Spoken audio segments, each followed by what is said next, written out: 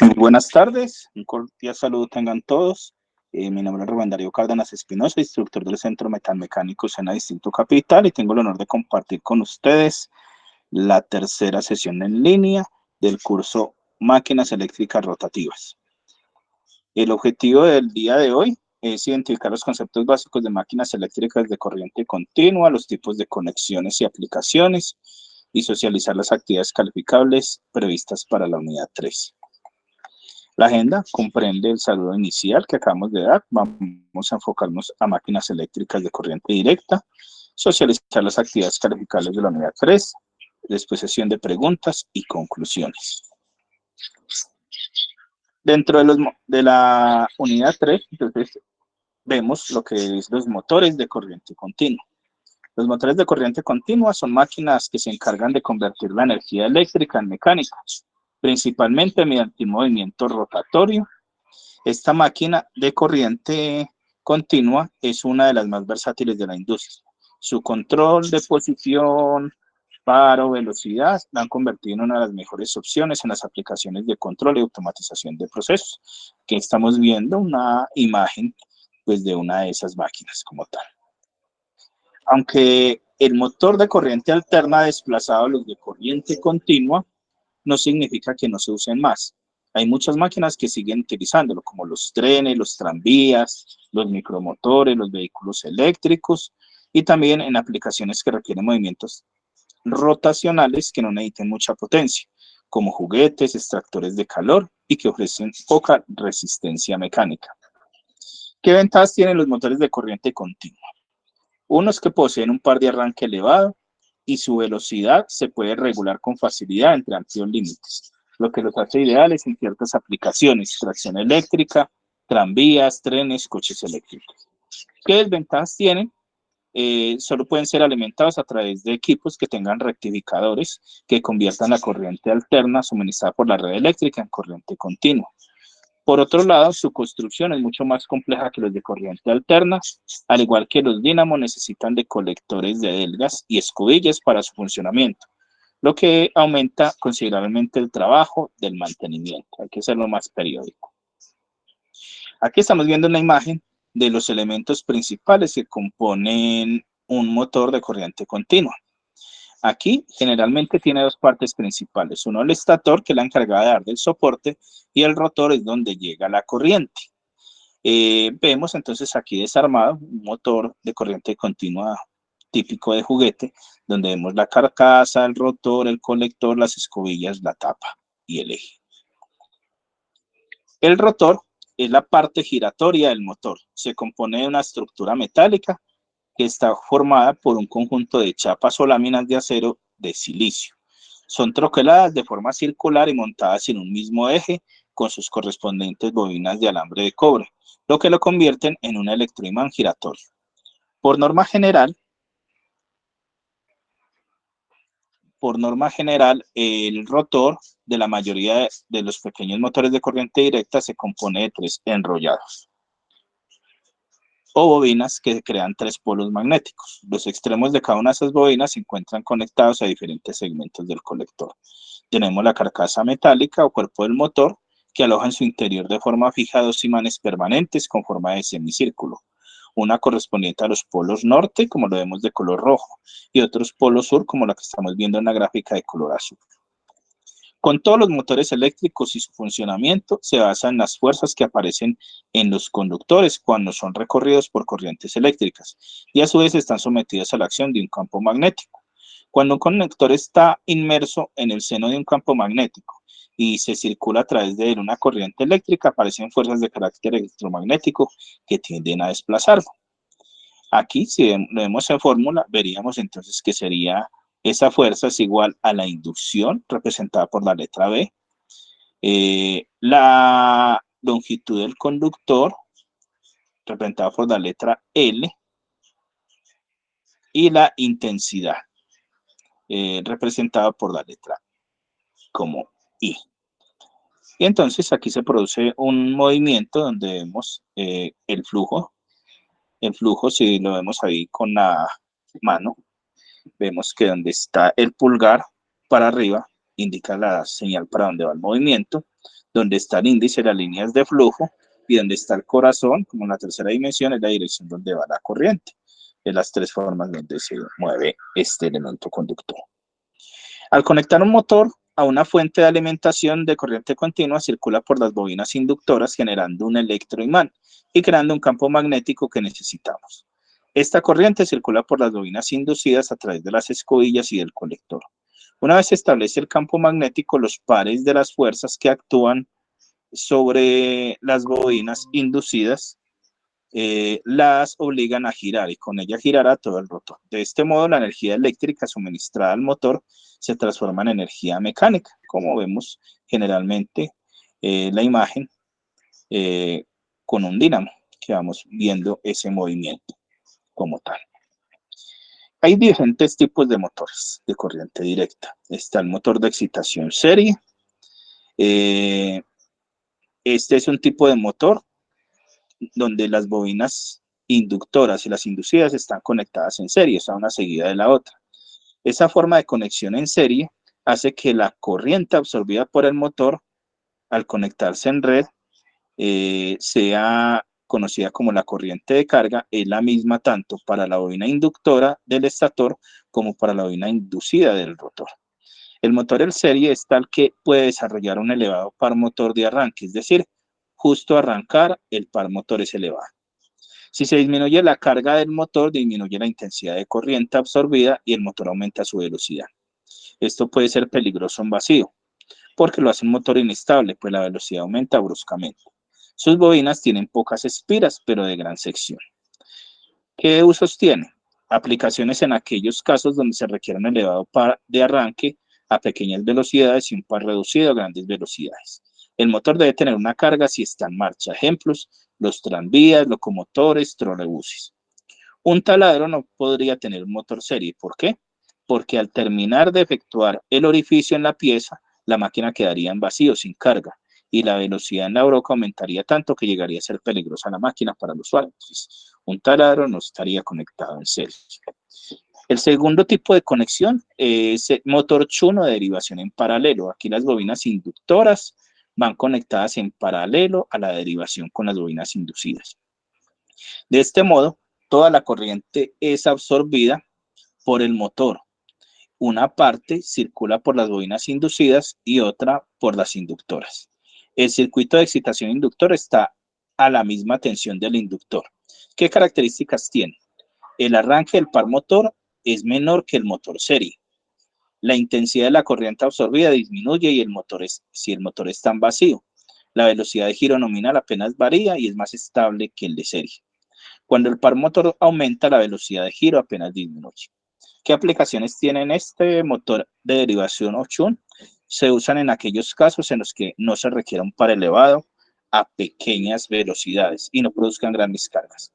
Si la carga desaparece, el funcionamiento en vacío, el motor varía apenas su velocidad. Conclusión, se emplea en máquinas como herramientas, por ejemplo, en el taladro. Está el motor compound o motor compuesto. Este caso se puede decir que es una combinación entre el motor serie y el motor shunt o paralelo, puesto que las bobinas inductoras están en serie con el inducido mientras la otra está en paralelo con él. Una parte de la intensidad de corriente absorbida es circulada por las bobinas inducidas y por lo tanto por una de las inductoras, mientras que el resto de corriente recorre la otra bobina inductora. Se caracteriza por tener un elevado par de arranque, pero no corre el peligro de ser inestable cuando trabaja en vacío, como ocurre con el motor serie, aunque puede llegar a alcanzar un número de revoluciones muy alto. Aquí, como podemos observar en el dibujo, los dos devanados son alimentados por fuentes diferentes. Tienen las mismas ventajas que un motor conectado en paralelo, pero con más posibilidades de regular su velocidad. Hay unos bornes de conexión, generalmente lo que lo marca cuando están afuera, ahí están numerados y de acuerdo a la forma como vaya a conectar, podemos decir qué tipo de conexión va a tener. Por ejemplo, para el inducido generalmente se tiene estandarizado que serán las letras A, B. Para el devanado de excitación en shunt o derivación serán CD. Para el devanado de excitación en serie serán E y F. Para el devanado de excitación independiente serán JK, y para el devanado de comprensión de conmutación será GH. Entonces, de acuerdo a esa forma, que generalmente debe estar en la carcasa, se debe hacer la conexión que queremos. Si vemos entonces, ya después de esto, de tener claro las diferencias de motores, debemos de tener en cuenta qué elementos debemos de tener para hacer un mantenimiento preventivo y seleccionar un motor. Aquí entonces, de acuerdo a este mapa conceptual que tenemos en el material y que ya vamos a profundizar, vemos que incluye lo que es un mantenimiento preventivo, la selección del motor, donde los criterios más usados son la distribución eléctrica, el paro-torque, la frecuencia, la velocidad de rotación, la potencia, el factor de servicio y el deslizamiento. También hay unos grados de protección que son los IP y los IK, las clases de servicio que van desde S1 hasta el S8, los programas de mantenimiento, que hay 4 niveles, desde el L1 al L4, una orden de ejecución, una inspección general, un arranque y una puesta en marcha.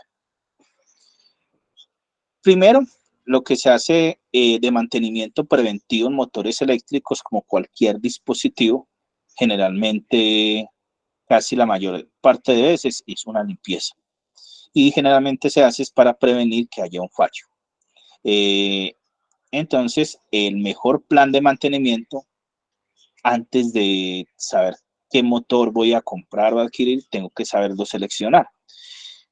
Dentro de todos los motores que existen, aquí habíamos hablado de los de corriente continua, corriente alterna. Están los de corriente continua, que hablamos, está el motor en serie, el motor en paralelo, el motor compuesto y el motor de excitación independiente. De corriente continua y corriente alterna se conoce como el motor universal, y de corriente alterna están los motores síncronos, que tienen una velocidad constante, y los asíncronos o de inducción, que tienen una velocidad variable. Generalmente, en todo caso, los motores eléctricos se exponen a estrés de tipo térmico, mecánico y ambiental, y eso hace que se degrade.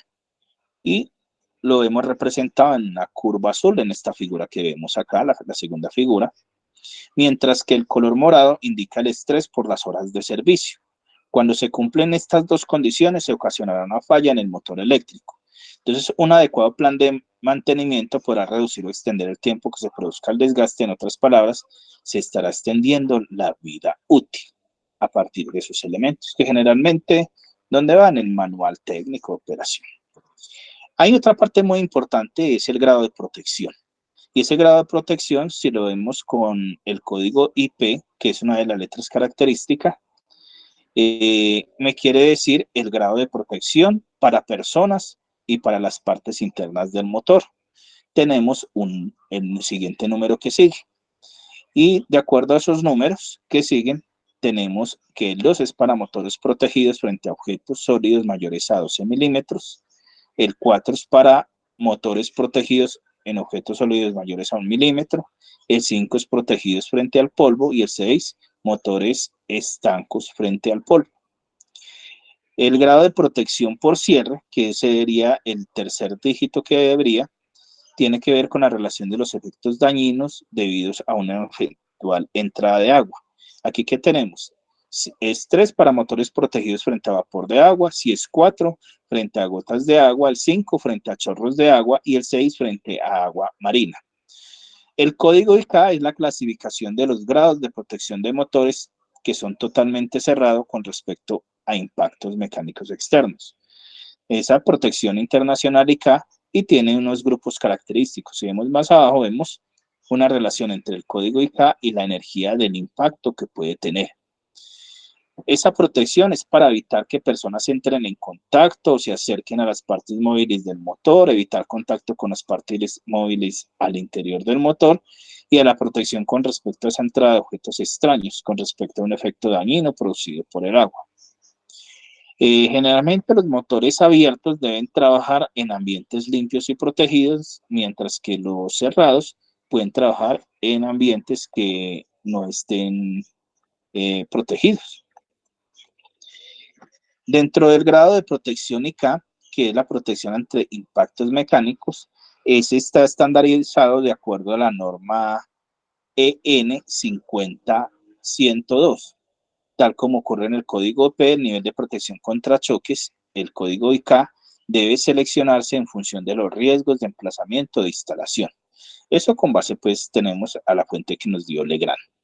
Aquí encontramos, por lo tanto, los tipos de servicios se indican mediante símbolos. Van desde el S1 al S9, de acuerdo a la norma IS 341 y la VDE 0530 parte 1, donde dice las potencias indicadas en los catálogos y se basan en el servicio de funcionamiento continuo, donde para el nivel de servicio S1 a una potencia de régimen. En caso de que no exista ninguna indicación del servicio, se considera que se trata de un servicio de funcionamiento continuo. ¿Cuáles son esos niveles de servicio? El nivel de servicio 1 permanente es para periodos de funcionamiento largo con carga constante y trabaja su potencia nominal y alcanza un equilibrio térmico. El nivel de servicio 2, S2, es un servicio temporal o de corta duración, generalmente el periodo de funcionamiento con cargas breves y descanso prolongado. Generalmente el tiempo en que el motor alcanza la temperatura ambiente o el refrigerante. Es aproximadamente entre 10 minutos cada 10 kilovatios. Los niveles de servicio 3, 4 y 5 se conocen como servicios intermitentes. Aquí el periodo de carga es constante y el otro tiene un reposo corto, por lo que el motor no alcanza un equilibrio térmico. Se inicia una duración de maniobra de potencia. Si es de nivel 3, sería entre 15 y 60 minutos a 15 kilovatios, y el porcentaje de potencia sería el 25% entre 60 minutos a 15 kilovatios. Ya si es de servicio 4, se debe tener en cuenta que hay un sobrecalentamiento en el arranque y eso se especifica indicando un porcentaje de marcha y el número de arranques por hora. O sea, en servicio 4 da el 40%, aproximadamente 520 arranques a 30 kilovatios. Y así tengo un nivel de servicio 5, se debe tener en cuenta que hay un sobrecalentamiento de frenado eléctrico y se debe indicar, por ejemplo, el 30% a 150 maniobras por hora y el frenado por contracorriente a 50 kilovatios. Y entre los niveles de servicio 6, 7 y 8, que es un servicio ininterrumpido, la máquina nunca llega a parar. El nivel de servicio 6 está formado por periodos de carga y en vacío. El 7 añade sobrecalentamiento de arranque y frenada eléctrica. Y el 8 incorpora periodos a distintas velocidades. Dentro de todas esas diferentes clases de servicio nos interesa remarcar que hay unas como la S2, la C3 y la S6 que permiten el aumento de potencia, es decir, utilizar motores de menor potencia nominal al requerido por la aplicación, en comparación del servicio continuo 1, que como se ha indicado es el que viene en tablas de fabricante. ¿Por qué? Porque es el que descarga el motor antes de que alcance su temperatura máxima, dejándolo enfriar en un porcentaje mayor o menor, antes de una nueva carga o conexión. La potencia máxima que se puede entregar el motor durante periodos de carga es denominada potencia térmica y es por lo tanto superior a la nominal y depende de los tiempos de trabajo del motor y sus características térmicas como tal. Encontramos aquí, además, aquí vemos la gráfica, que es una curva del par de velocidad de un motor asíncrono, donde vemos en el eje vertical el par nominal y en el eje horizontal el porcentaje de velocidad de sincronismo. Cuando un motor trabaja de forma continua, menos 8 horas diarias, se dice que está trabajando en una clase de servicio 1, que es continuo. Pero es de sobra conocido que hay muchas aplicaciones en las que los motores no están trabajando bajo ese régimen, al tener periodos más o menos largos de inactividad. Entonces el motor puede enfriarse y calentarse de forma diferente al que se estima en la clase de servicio. Por lo tal, se dispone de una potencia que la indica al punto nominal. Para la puesta en marcha de motores eléctricos es importante tener en cuenta la conexión, que corresponde al momento en que se cierra el interruptor para dar de corriente, la aceleración, que va desde el momento de conexión hasta el periodo de régimen nominal, y el régimen nominal es cuando el motor trabaja entre sus valores nominales de tensión, corriente, potencia y velocidad. Los motores tienen varios tipos de arranque, como se expuso en el foro temático de las unidades. Tenemos el directo, donde el motor tendrá una corriente de arranque normal, es hasta 8 veces la corriente nominal y un par de arranque normal. Está el arranque estrella triángulo, donde la corriente y el torque se reducen a una tercera parte, hasta 3 veces de la corriente nominal. También podemos tenerlo por autotransformador, que es fabricado para entregar al motor una tensión menor de la nominal y puede estar entre el 30 y el 70% dependiendo de la aplicación. Aquí la corriente y el torque variarían en proporción cuadrática a la tensión de alimentación. Está el arranque electrónico suave, que este método tiene un arrancador que alimenta el motor con una tensión reducida y va aumentando gradualmente la tensión de régimen. El comportamiento inicial de la corriente y el torque será idéntico al método 3, que es el de autotransformador, pero el comportamiento durante todo el periodo de transición dependerá de la manera como el arrancador suave sea controlado. Tenemos también el arrancador por variador de velocidad o variador de frecuencia. Mediante este método se logra limitar la corriente de arranque hasta 2 veces la corriente nominal, mientras se obtiene un torque de arranque adecuado para cualquier aplicación. Además de la transición, será más suave posible de todos los métodos. Mecánicamente es la mejor forma de hacer la operación. Además, permite realizar control de velocidad preciso gracias a los avances de la electrónica, la potencia y control. Los primeros 3 métodos que vimos acá, que recordemos, esos 3 métodos eran el directo, estrella triángulo y por autotransformador, son de una transición brusca desde el reposo hasta su velocidad de régimen. Mientras que la estrella triángulo y el autotransformador adicionalmente tienen una transición de estado de tensión reducida a tensión plena. Ya el método 4, ese método 4 que es el método de arranque electrónico suave, se logra una transición menos brusca, pero aún con algunos saltos, pues lo que está controlando la tensión de alimentación. Mientras que el método 5 de variador de velocidad se logra una transición mucho más suave y está controlado efectivamente por la velocidad del motor de carga. Para la inspección general de mantenimiento, y esto tiene que ver muy importante con el entregable que es de la unidad 3, que elementos debemos tener en cuenta, ya teniendo claro cuál es el motor que vamos a trabajar, es importante inspeccionar los intervalos regulares al menos una vez al año. Entonces aquí me está diciendo la frecuencia de esas comprobaciones. Y eso depende de variables externas y ambientales como la humedad del aire y las condiciones climatológicas. También puede determinarse de forma experimental y debe ser respetada estrictamente a partir de ese momento. Ya después de hacer las inspecciones, se debe mantener el motor limpio y asegurarse que el aire pueda fluir libremente. Si se utiliza un motor en un ambiente polvoriento, es necesario verificar y limpiar periódicamente el sistema de ventilación. Después, comprobar el estado de los retenes del eje, por ejemplo, si está en anillo en V o retén radial, y reemplazarlo si es necesario. Después, comprobar el estado de las conexiones y los tornillos de montaje y ensamblaje. Quinto lugar sería comprobar el estado de los rodamientos. Para ello, es importante escuchar y detectar cualquier ruido inusual, medir las vibraciones, medir la temperatura del rodamiento, inspeccionar la cantidad de grasa consumida, monitorear los rodamientos con un medidor especial, prestar la atención especial de los rodamientos si están al fin de su vida útil nominal que fue debidamente calculada.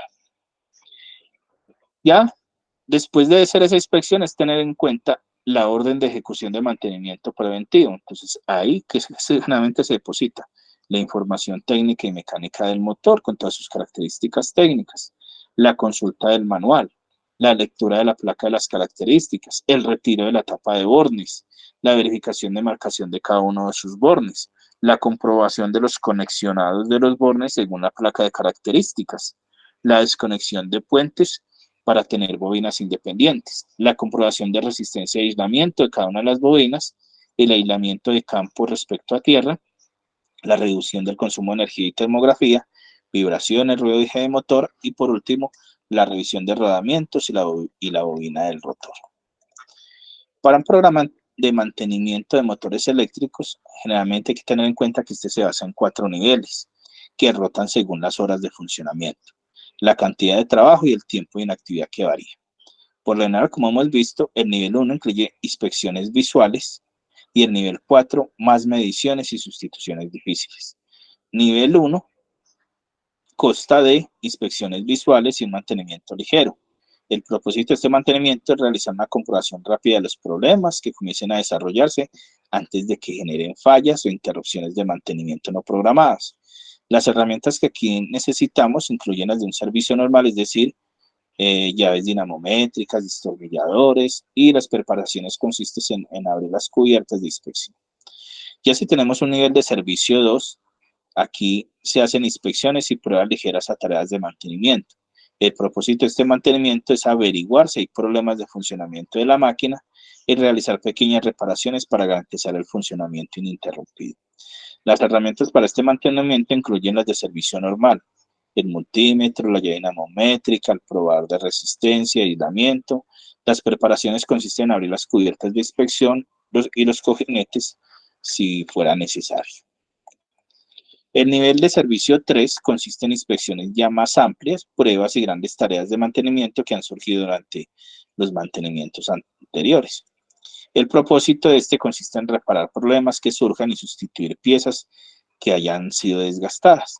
Aquí el mantenimiento puede estimarse para que dure entre 16 y 40 horas aproximadamente, dependiendo del tipo de instalación de la máquina, la calidad de las reparaciones y sustituciones a realizar.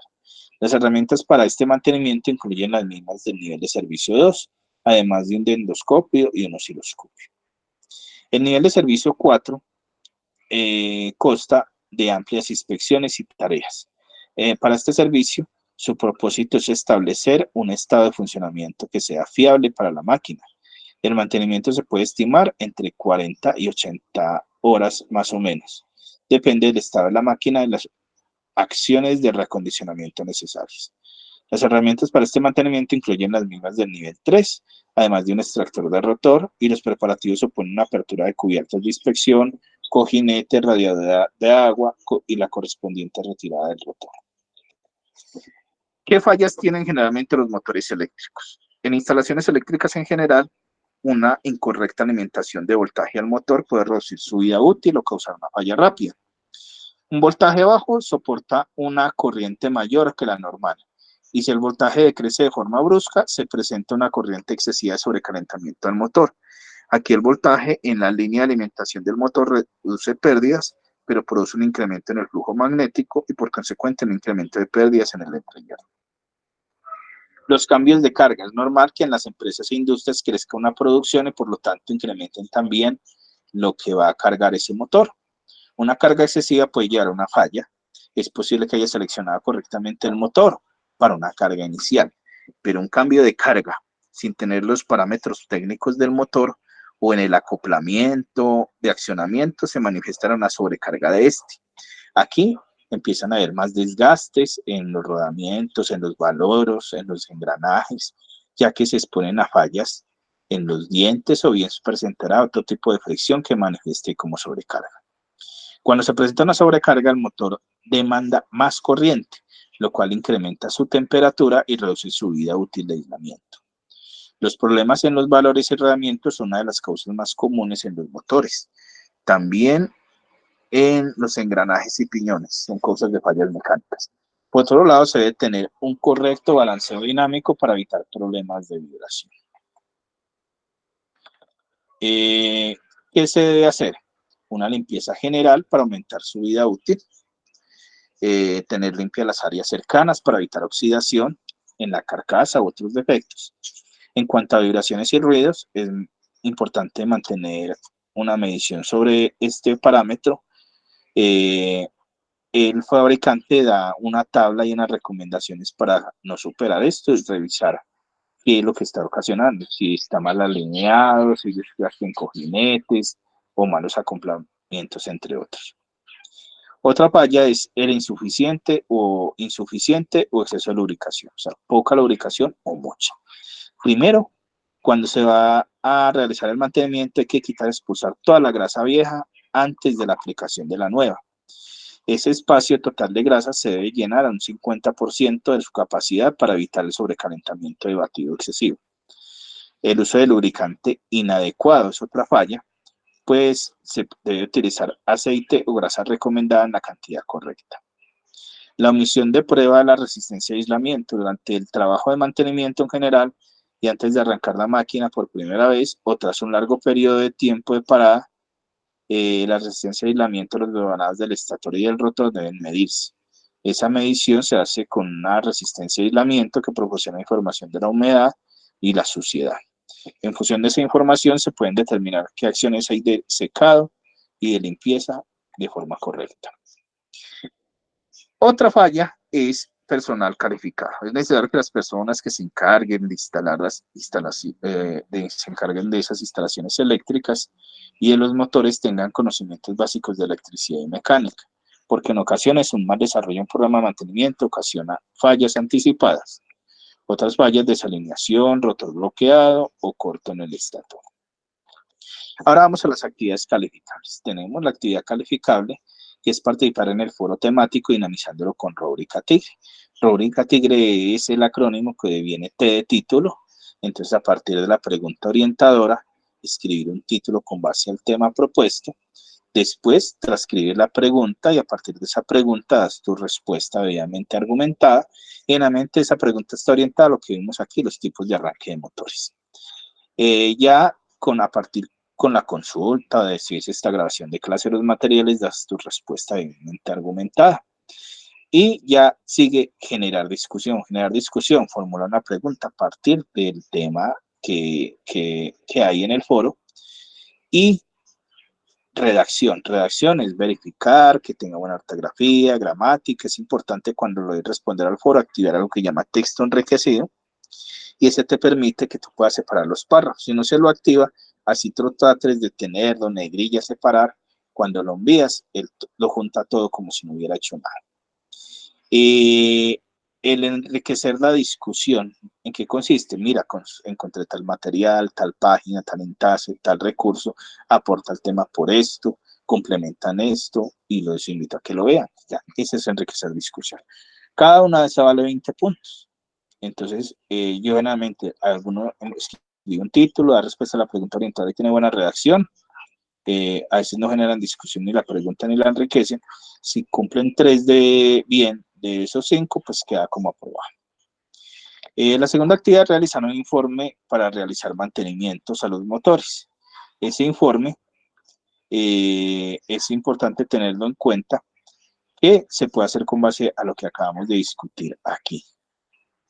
Aquí estamos viendo generalmente el resumen de esa rúbrica que llama la rúbrica Tigre para validar el foro y tenemos una apertura y a partir de esa apertura tenemos 2 preguntas y aquí tú das tu respuesta. Ya en el informe de mantenimientos, que es la actividad que hay que hacer, el taller, es definir un plan de mantenimiento preventivo para un motor eléctrico. Acabamos de ver, tengo que seleccionar qué tipo de motor es, si es de corriente continua, es de corriente alterna o de ambas. De acuerdo a eso, debo definir y teniendo la clasificación de mi motor, mirar las frecuencias, los niveles de servicio, la operación y ya puede desarrollar un plan de mantenimiento preventivo donde dice que debe tener, que debe inspeccionarse, que debe revisarse. Entonces podemos tener en cuenta esto que hemos explicado hasta ahora.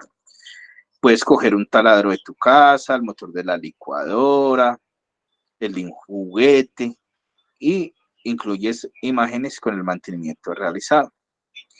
Y después resuelvas en el informe, esa es la mitad. Hay algunos que se le han presentado las preguntas, pero no han hecho el mantenimiento. O sea, hacen el mantenimiento y no dan respuesta a las preguntas. Tenemos que combinar las dos. Entonces, ¿por qué se debe verificar la configuración de conexiones de bobinas en los bordes del motor? Si lo mismo lo analizamos, lo que debemos de ver, ahí es algo muy importante para definir el tipo de conexión y para que sea la aplicación adecuada, si no vamos a tener problemas. ¿Y qué puede causar quemado embobinado del motor? En un sin mínimo 2 causas. Porque es importante realizar el mantenimiento preventivo de motores eléctricos, describir el procedimiento de reemplazar rodamientos, presentar recomendaciones, ya sea mantenimiento preventivo de un motor eléctrico. Recuerden que si va a utilizar citas y referencias, recomiendo, miren, utilicen Normas APA, que la presenta, o puedes ir a Normas APA, un generador de citas APA en línea, y él te las puede generar. Si yo no cito ni referencio, pues está asumiendo como mío lo que estoy presentando y violo los derechos de autor. De acuerdo a esto, vamos al orden del día que tenemos. Vamos a sesión de preguntas. Aquí en el chat, no, preguntas, levantan la mano, ¿no? Entonces hemos agotado el orden del día propuesto, donde hablamos sobre los máquinas eléctricas rotativas y socializar las actividades calificables de la unidad 3. Recuerden que con una de las dos puede aprobar la actividad temática respectiva de esa unidad. Les agradezco su participación. Con esto damos por terminada la sesión. Yo voy a parar la grabación. Muchas gracias. Que tengan un excelente día.